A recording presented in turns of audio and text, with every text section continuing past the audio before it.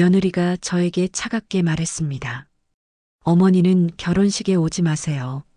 사람들에게 창피해요. 그 순간 40년간 생선 장사로 모든 걸 희생한 제 인생이 무너져 내렸어요. 저는 평생 일만 하면서 착하게 살았습니다. 남편을 일찍 잃고 홀로 아들 하나 키우며 새벽 4시부터 밤 9시까지 비린내에 절어 살았어요. 부산 점포시장에서 생선 장수로 40년간 일하며 아껴서 모은 전 재산, 당연히 사랑하는 아들과 나의 손자 진우에게 물려주려 했죠. 하지만 그 전화 이후 모든 게 달라졌습니다. 저는 충격적인 결정을 내렸어요. 과연 무엇이었을까요? 아들이 전화로 울부짖었습니다. 엄마, 미쳤어요? 그 돈이 얼만데 남에게 줘요. 며느리는 결혼식비는 내라면서 결혼식엔 오지 말라고 했어요. 심지어 시장에서 일하셔서 사돈댁이 불편해할 것 같다고 하더군요. 그런데 제가 우연히 들은 며느리의 진짜 속마음은 정말 충격적이었습니다. 돈 때문에 찾아온 가족들의 추악한 민낯 그리고 예상 못한 반전 결말까지. 대체 제가 어떤 선택을 했길래 아들 가족이 이렇게 난리 났을까요? 이야기를 시작하기 전 영상 아래에 구독과 좋아요 눌러주세요. 여러분의 작은 응원이 저에게 큰 힘이 됩니다. 저는 올해 69세고 이명자라고 합니다. 부산 점포시장에서 평생을 생선 장사로 살아왔어요.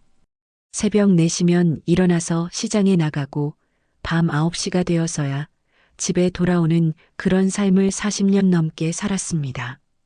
손톱 밑에는 늘 비린내가 배어 있고 제 옷에서도 생선 냄새가 빠지지 않았어요. 그래도 전 이 일이 부끄럽지 않았습니다. 아니, 부끄러워할 여유도 없었죠. 남편이 일찍 세상을 뜨고 나서 아들 준석이 하나만 보고 살아왔거든요. 준석아, 엄마가 비록 못 배워서 이런 일 하지만 너만큼은 좋은 사람 되어야 한다. 그렇게 말하며 아들을 대학까지 보냈어요. 제가 하루에 4시간도 못 자면서 번 돈으로요. 아들이 결혼한다고 했을 때 전 정말 기뻤습니다. 며느리 수연이도 처음엔 저를 잘 대해줬어요. 어머니, 고생 많이 하셨어요. 이제 편히 쉬세요. 그런 말을 들을 때마다 가슴이 뭉클했습니다. 드디어 제 고생이 보답받는구나 싶었거든요. 손자 진우가 태어났을 때는 더욱 그랬어요. 그 작은 손을 잡고 있으면 제 평생의 고생이 다 사라지는 것 같았습니다. 손자 진우에게는 모든 걸 다 해주고 싶었어요. 그래서 매달 용돈도 보내고 명절 때마다 손수전을 붙이고 과일도 준비해서 아들 가족이 올 때를 기다렸습니다. 어머니가 또 뭘 이렇게 많이 준비하셨어요? 며느리는 말은 그렇게 했지만 형식상 하는 말이었고 표정도 예전과는 달라 보였어요. 뭔가 거리감이 느껴지기 시작했죠. 손자 진우가 초등학교에 들어갈 때쯤부터였을까요? 며느리는 점점 연락을 줄이기 시작했어요. 전화해도 바빠서요라는 대답만 돌아왔고 진우와 통화하려고 해도 학원 가야 해서요라며 금방 끊어버렸습니다. 그래도 전 이해했어요. 요즘 아이들 키우기가 얼마나 바쁜지 알거든요. 그냥 제가 조용히 뒤에서 도와주면 된다고 생각했습니다. 하지만 몇 년이 지나면서 손자 진우도 저를 어색해하기 시작했어요. 전화를 해도 네, 안녕하세요라고 정중하게 대답은 하지만 예전처럼 할머니 보고 싶어요라는 말은 하지 않았습니다. 진우야, 할머니가 맛있는 거 해줄까? 아니에요, 괜찮아요. 그런 차가운 대답을 들을 때마다 가슴이 찢어지는 것 같았어요. 하지만 전 참았습니다. 아이가 크면서 할머니를 멀리하는 건 자연스러운 일이라고 스스로를 달랬죠. 어느 날 밤 혼자 집에 앉아 있는데 문득 이런 생각이 들었어요. 내가 뭘 위해 이렇게 살고 있는 거지? 벽에 걸린 아들 가족 사진을 보면서 눈물이 나왔습니다. 제가 평생 고생해서 모은 돈도, 제가 흘린 땀도 결국 이 아이들을 위한 것이었는데 왜 이렇게 멀어져만 가는 걸까요? 그날 밤 전 처음으로 제 인생을 되돌아봤습니다. 40년 넘게 새벽부터 밤까지 일하고 손가락이 터져도 참고 허리가 아파도 참고 그 모든 고생이 무엇을 위한 것이었는지 생각해 봤어요. 내가 비록 비린내 나는 인생 살아도 아들 가족만큼은 좋은 길로 가야지. 그렇게 다짐하며 오늘도 시장으로 향했습니다. 내일도 모레도 제가 숨을 거둘 때까지 이 길을 걸어갈 거라고 생각하면서요. 하지만 저는 몰랐습니다. 몇 달 후에 제게 찾아올 충격적인 소식을요. 그 소식이 제 인생을 완전히 바꿔놓게 될 거라는 것을 말이에요. 평소와 다름없이 시장에서 생선을 정리하고 있는데 제 핸드폰이 울렸습니다. 친척 언니인 정숙 언니였어요. 명자야, 축하한다. 손자 결혼한다면서? 언제야? 그 순간 제 손에서 고등어가 떨어졌습니다. 바닥에 떨어진 생선을 보면서도 저는 멍하니 서 있을 수밖에 없었어요. 언니, 뭐라고 하셨어요? 아, 손자 결혼식 말이야. 우리 집 며느리가 어디서 들었는데 이번 달에 한다면서? 당연히 알고 있는 줄 알았는데. 전화기 너머로 들려오는 언니의 목소리가 점점 작아졌습니다. 언니도 뭔가 잘못되었다는 걸 눈치챈 것 같았어요. 명자야, 혹시 몰랐어? 제 다리에 힘이 빠졌습니다. 옆에 있던 플라스틱 의자에 주저앉으며 저는 겨우 대답했어요. 네, 몰랐어요. 전화를 끊고 나서 저는 한참을 그 자리에 앉아 있었습니다. 시장 사람들이 지나가며 안부를 물어봐도 제대로 대답할 수가 없었어요. 머릿속이 하얗게 비워진 것 같았거든요. 결혼을 한다고? 그런데 왜 나만 모르고 있었지? 그날 집에 돌아와서도 잠을 이룰 수가 없었습니다. 손자가 어렸을 때부터 지금까지의 모든 순간들이 머릿속을 스쳐 지나갔어요. 첫 돌잔치 때 제가 준비한 한복을 입고 웃던 모습, 초등학교 입학식 때 제가 손잡고 같이 걸었던 기억들, 내가 그 아이를 얼마나 사랑했는데 결혼한다는 소식도 남들을 통해서 듣다니. 다음 날 아침 저는 떨리는 손으로 며느리에게 전화를 걸었습니다.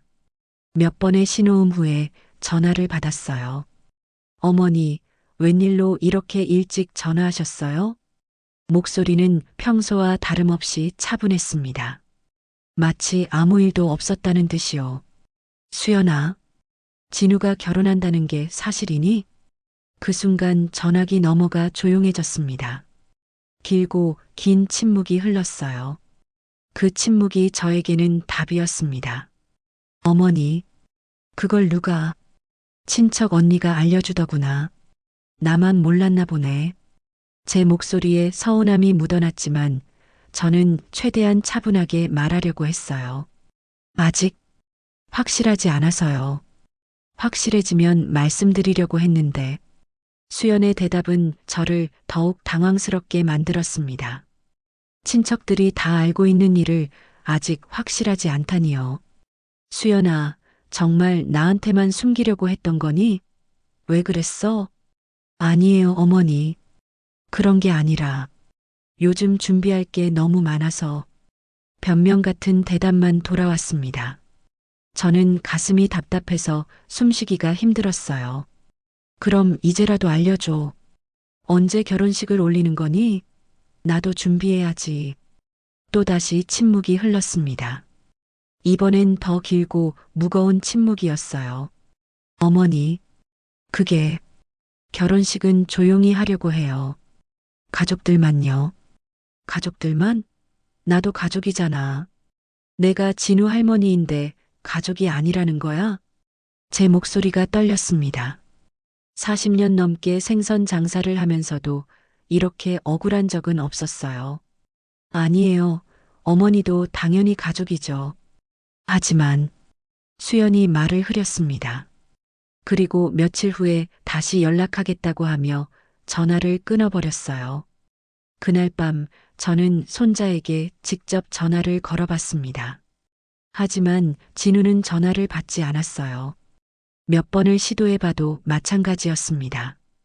왜 이렇게 된 걸까? 내가 뭘 잘못했길래? 저는 눈물을 흘렸습니다. 그 아이가 태어났을 때부터 지금까지 제가 얼마나 많은 사랑을 쏟아부었는지. 그런데 정작 그 아이의 인생에서 가장 중요한 순간에 저는 빠져 있었습니다. 며칠이 지나도 아무도 연락을 주지 않았어요. 마치 제가 이 세상에 존재하지 않는 사람처럼요. 며칠이 지난 어느 날 오후 수연에게서 전화가 왔습니다. 저는 마음을 다잡고 전화를 받았어요. 어머니, 안녕하세요. 응, 수연아. 네. 어머니, 죄송한데 한 가지 말씀드릴 게 있어요.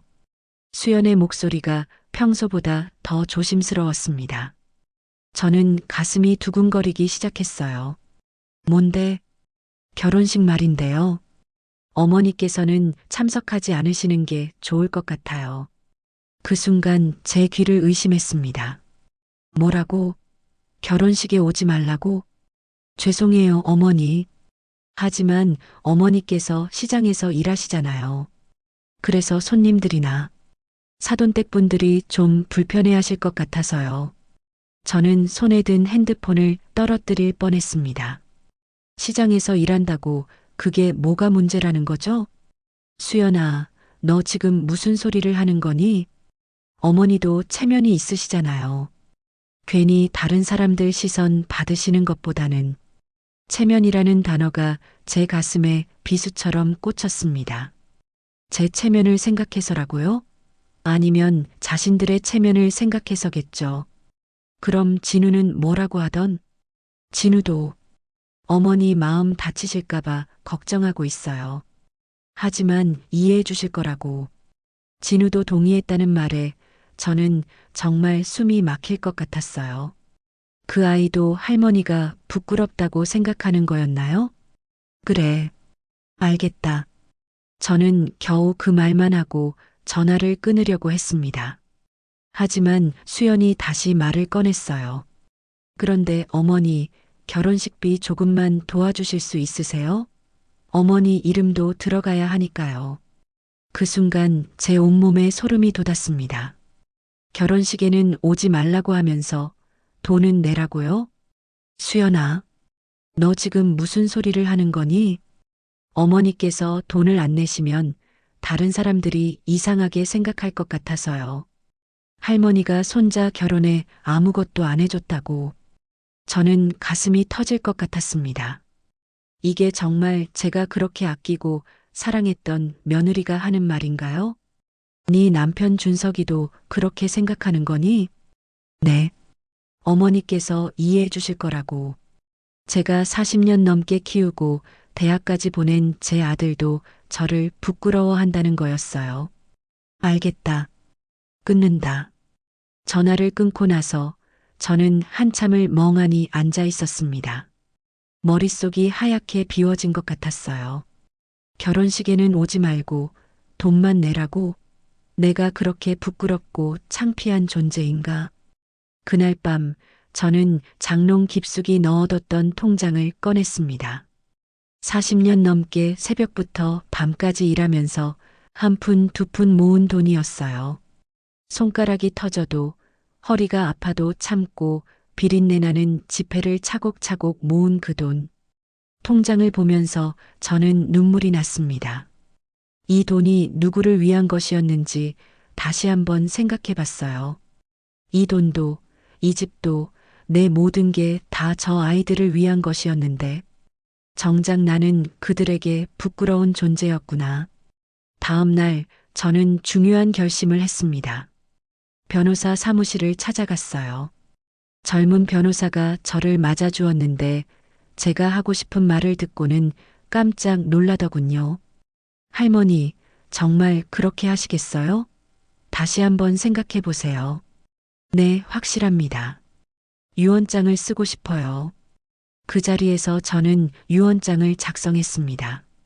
제가 평생 모은 재산은 절대 아들 부부에게 가지 않도록 모두 사회에 환원하겠다고 적었어요. 이 돈은 내 피땀으로 번 거다. 나를 창피하다고 생각하는 사람들에게 줄 이유는 없어. 변호사도 저의 결심이 확고하다는 것을 알고는 더 이상 말리지 않았습니다. 며칠 후 손자의 결혼식이 있는 날이었습니다. 저는 평소와 다름없이 시장에 나가서 생선을 팔고 있었어요. 가게 상인들이 오늘 손자 결혼식 아니냐? 고 물어볼 때마다 저는 웃으며 그런가 보네요라고 대답했습니다. 그날 저녁 아무도 연락을 주지 않았어요. 결혼식이 어떻게 진행됐는지, 손자가 행복해하는지 아무것도 알 수 없었습니다. 하지만 이상하게도 저는 속이 시원했어요. 마치 오랫동안 가슴에 맺혀있던 응어리가 풀린 것 같았거든요. 이제 내 인생은 정말 내 것이구나. 그렇게 며칠이 조용히 지나갔습니다. 저는 평소와 다름없이 시장에 나가고 집에 돌아와서는 혼자 밥을 먹고 텔레비전을 보며 시간을 보냈어요. 그런데 이상하게도 마음이 편했습니다. 더 이상 누군가의 눈치를 보지 않아도 되니까요. 그런데 결혼식이 끝나고 일주일쯤 지났을까요? 아들 준석이에게서 전화가 왔어요. 정말 오랜만에 듣는 아들의 목소리였습니다. 엄마, 잘 지내시죠? 목소리가 평소와 달랐어요. 뭔가 기운이 없어 보였습니다. 응, 준석아. 웬일로 전화했니? 엄마 결혼식 못 오셔서 아쉬웠어요. 이게 소규모로 가족들만 하다 보니깐 그런 거니 이해해 주세요. 아쉬웠다고요? 제가 못 간 게 아니라 오지 말라고 했으면서 무슨 아쉬움이에요? 그런데 엄마, 준석이의 목소리가 더욱 작아졌습니다. 우리가 지금 좀 힘든 상황이에요. 힘들다고? 뭐가? 수연이가 지인 보증을 잘못 써서요. 그 사람이 잠적해 버렸어요. 보증을 잘못 썼다고요? 저는 순간 어이가 없었습니다. 얼마나 큰 돈이길래? 2억 정도요. 엄마, 이러다가 우리 정말 끝장나요. 2억이라는 금액에 저는 할 말을 잃었습니다. 제가 평생 모은 돈도 그 정도였거든요. 엄마, 제발 도와주세요. 이번 한 번만요. 아들의 목소리가 떨리고 있었어요. 하지만 저는 더 이상 예전의 그 명자가 아니었습니다. 준석아. 네, 엄마. 그게 천벌이지. 전화기 너머가 조용해졌습니다. 준석이는 제가 그런 말을 할 거라고는 생각하지 못했나 봐요. 엄마, 뭐라고 하신 거예요? 천벌이라고 했어. 나를 그렇게 부끄러워하더니 이제 너희가 망신당할 차례가 된 거지. 엄마, 그때는 정말 어쩔 수 없었어요. 이해해 주세요. 이해해 달라고요? 40년 넘게 저를 위해 살지 않고 오직 가족만을 위해 살아온 저에게 이해해 달라고요? 준석아, 나도 이해 못하겠다. 너희가 나한테 한 짓을 말이야. 엄마, 제발 한 번만 더 기회를 주세요. 우리가 잘못했어요. 잘못했다는 인정은 이제 와서 무슨 소용이 있겠어요? 이미 상처받은 제 마음은 돌이킬 수 없었거든요. 준석아, 엄마한테 할 말이 더 있니? 엄마, 정말 도와주시면 안 될까요? 저희가 정말 절망적이에요. 저는 잠시 침묵했습니다. 그리고 중요한 걸 알려줘야겠다고 생각했어요. 준석아, 엄마가 유언장을 썼다. 유언장이요? 갑자기 왜요? 내 재산은 모두 사회에 기부하기로 했어. 너희한테는 한 푼도 안 가. 엄마, 그게 무슨 소리예요? 준석이의 목소리가 갑자기 커졌습니다. 아마 충격을 받았나 봐요. 내 돈이니까 내 마음대로 하는 거지. 너희가 뭐라고 할 수 있는 건 아니야. 엄마, 그럼 저희는 어떻게 해요? 정말 길거리에 나앉게 생겼어요. 그건 너희가 알아서 해야지. 손자 결혼식에 부르지 않는 자식은 없어. 저는 차분하게 말했습니다. 전혀 화가 나지 않았어요. 오히려 속이 시원했습니다. 엄마, 제발이요. 마지막으로 한 번만 도와주세요. 준서가 엄마 말 잘 들어도 나는 이제 너희와 남이야. 엄마, 그리고 손자한테도 전해줘. 할머니가 부끄럽다고 생각했으니까 이제 할머니 없는 셈 치고 살라고. 엄마, 그러지 마세요. 우리가 정말 잘못했어요. 하지만 저는 더 이상 들을 마음이 없었어요. 준서가 너희가 내 체면을 짓밟았던 그 자리에서 이제 너희 체면이 무너지는 거다. 이 통장에 있는 돈은 내 피땀이야. 그걸 너희가 가질 자격은 없어. 그 말을 끝으로 저는 전화를 끊었습니다. 그리고 유언장 사본을 준석이에게 보냈어요. 아들이 직접 확인해봐야 제 결심이 얼마나 확고한지 알 수 있을 테니까요. 며칠 후 준석이에게서 다시 전화가 왔어요. 이번에는 목소리가 완전히 달라져 있었습니다. 엄마, 이게 뭐예요? 정말 사회에 기부한다고요? 그래, 확인했니? 엄마 미쳤어요? 그 돈이 얼만데 남에게 줘요. 아들의 본색이 드러나는 순간이었습니다. 평소에는 효자인 척하더니 돈 때문에 어머니를 미쳤다고 하는군요. 준서가 네 본 모습이 이거였구나. 엄마, 그 결정 당장 취소하세요. 안 해. 그럼 저희는 정말 어떻게 해요? 그건 내가 상관할 바 아니야. 저는 조용히 전화를 끊었습니다. 그리고 창문을 열어 바람을 맞았어요. 여름바람이 시원하게 불어왔습니다. 그 일이 있고 며칠이 지났습니다. 저는 예전보다 더 평온한 마음으로 하루하루를 보내고 있었어요. 새벽에 일어나 시장에 나가고 저녁에 집에 돌아와 혼자 밥을 먹는 일상이 이제는 자유롭게 느껴졌습니다. 더 이상 누군가를 위해 돈을 모을 필요도 없고 누군가의 눈치를 볼 필요도 없었거든요. 이상하게도 혼자인 것이 외롭지 않았어요. 오히려 홀가분했습니다. 시장 사람들도 제가 달라진 걸 눈치챘나 봐요. 명자 씨, 요즘 표정이 밝아 보이네. 그런가요? 별일 없는데요. 저는 웃으며 대답했어요. 정말 별일이 없었거든요. 아니, 별일이 없는 게 오히려 좋았어요. 그런데 그날 오후 손자 진우에게서 전화가 왔습니다. 결혼한 후 처음 받는 전화였어요. 할머니, 안녕하세요. 응, 진우야. 오랜만이구나. 할머니, 아버지한테 들었어요. 유언장 쓰셨다고. 역시 아들이 진우에게 말했나 보네요. 아마 할머니를 설득해달라고 했을 거예요. 그래, 썼다. 할머니, 왜 그러세요? 저희가 뭘 잘못했는지 말씀해 주세요. 진우의 목소리가 당황스러워 보였어요. 하지만 저는 이미 마음을 정했습니다. 진우야, 너도 할머니가 결혼식에 가면 안 된다고 생각했지? 그게 아니에요, 할머니. 그때는 어머니가 아니야, 진우야. 너도 할머니가 부끄럽다고 생각한 거 맞지?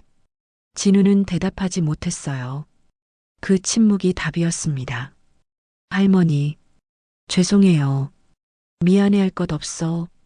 너희가 그렇게 생각하는 게 당연하지.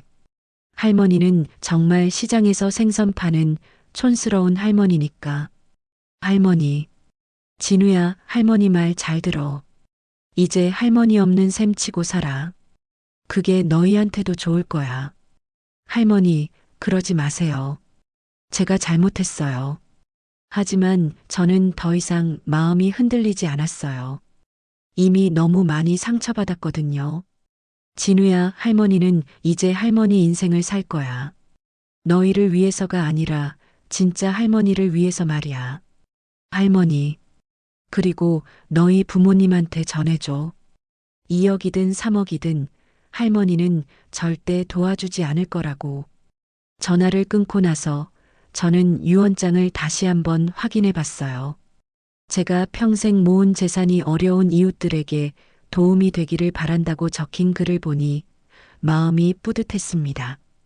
이 돈이 정말 필요한 사람들에게 가는 게 맞아. 나를 부끄러워하는 사람들한테 줄 이유는 없지. 그날 저녁 저는 오랜만에 시장에서 치킨을 사서 혼자 맥주 한 잔을 했어요. 69년을 살아오면서 이렇게 속이 시원한 적이 없었습니다. 창밖으로 여름바람이 불어왔어요. 커튼이 살랑살랑 흔들리는 걸 보면서 저는 깊게 숨을 들이쉬었습니다. 이제야 내 인생이 내 인생 같구나. 그렇게 중얼거리면서 저는 벽에 걸린 나의 손자 진우 사진을 내렸어요. 그리고 대신 제가 젊었을 때 남편과 찍은 사진을 걸었습니다. 더 이상 누군가를 위해 살지 않기로 했으니까요. 이제는 정말 제 자신을 위해 살고 싶었어요. 며칠 후 준석이와 수연이 집 앞까지 찾아왔어요. 하지만 저는 문을 열어주지 않았습니다. 엄마, 문 좀 열어주세요. 어머니, 정말 죄송해요. 한 번만 기회를 주세요. 밖에서 아무리 소리쳐도 저는 꿈쩍하지 않았어요. 대신 음악을 크게 틀어놨습니다. 제가 젊었을 때 좋아했던 옛날 가요였어요. 1시간쯤 지나서야 그들이 돌아갔나 봐요. 조용해졌거든요. 저는 창문을 열고 밖을 내다봤어요. 여름 하늘이 참 맑았습니다. 40년 넘게 새벽부터 밤까지 일만 하느라 하늘을 제대로 본 적이 언제였는지 기억도 안 나네요. 체면이라는 이름의 칼날로 나를 찌른 너희들. 이제 그 칼날이 너희에게 돌아간 거야. 저는 조용히 중얼거렸어요. 그리고 처음으로 진짜 웃음이 나왔습니다. 이제야 알겠어요. 진짜 체면이란 다른 사람이 어떻게 생각하느냐가 아니라 내가 당당하게 살 수 있느냐가 중요한 거였어요. 아들 가족이 부끄러워했던 그 할머니는 이제 없습니다. 대신 당당하게 자신의 인생을 사는 69세 이명자가 있을 뿐이에요. 그리고 저는 결심했어요. 앞으로 남은 인생은 정말 저만을 위해 살겠다고요. 더 이상 누구의 눈치도 보지 않고 제가 하고 싶은 일을 하면서 말이에요. 여름바람이 다시 한번 커튼을 흔들었어요. 그 바람이 마치 저에게 말하는 것 같았습니다. 이제야 진짜 자유로워졌구나. 여러분, 오늘 이야기 어떠셨나요? 앞으로도 진짜 인생 이야기, 지난 감동의 순간들을 전해드릴 환갑 오디오가 함께하겠습니다. 영상이 마음에 드셨다면 구독과 좋아요 버튼을 꼭 눌러주세요. 알림 설정까지 해두시면 더 많은 삶의 이야기와 지혜를 가장 먼저 받아보실 수 있습니다. 따뜻한 마음으로 10년은 더 젊게, 20년은 더 행복하게 사는 그날까지 환갑 오디오였습니다. 감사합니다.